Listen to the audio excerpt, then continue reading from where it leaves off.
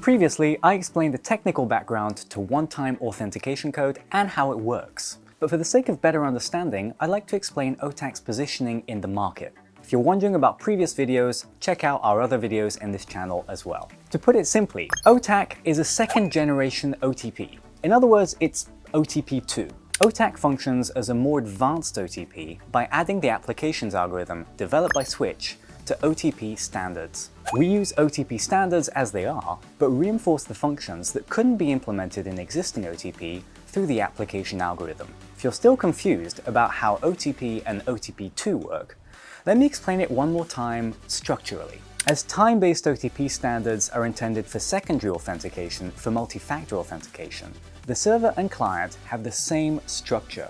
When you send an OTP generated by a client to the server simply makes a one-to-one comparison with the OTP generated with the same structure. At this stage, if the server doesn't know the secret key of the authenticator, it can't generate an OTP.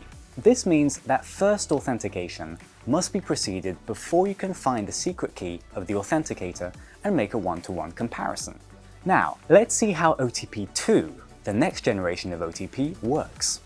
OTP2 receives the codes generated by the client from the server and reverses the code to find the ID and secret key for the primary authentication. Since it then creates an OTP itself, it goes through a single process, from first to second authentication. Let's take a look at how it works differently to other authentication technologies.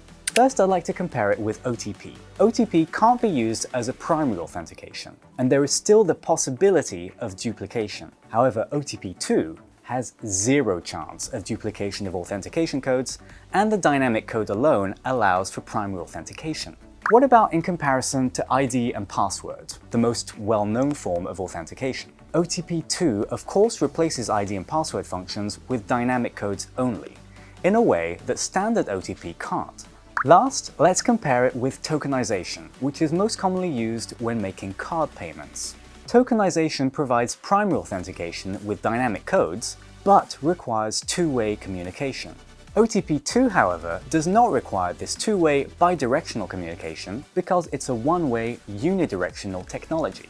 Tokenization technology authenticates by sending and receiving tokens in both directions, whereas OTP2 only uses a one-way authentication process. If we position OTP2 alongside the other authentication technologies, OTP2 can be applied not only to existing OTP, but also to other authentication areas OTP hasn't yet reached.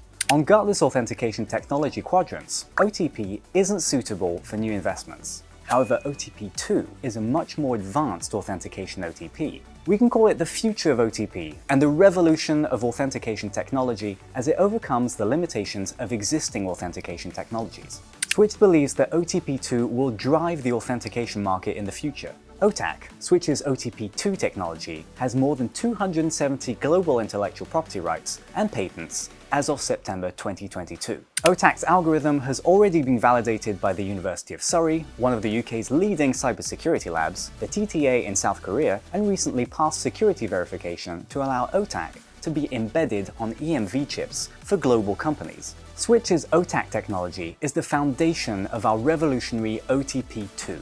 If you have any further questions, please contact us.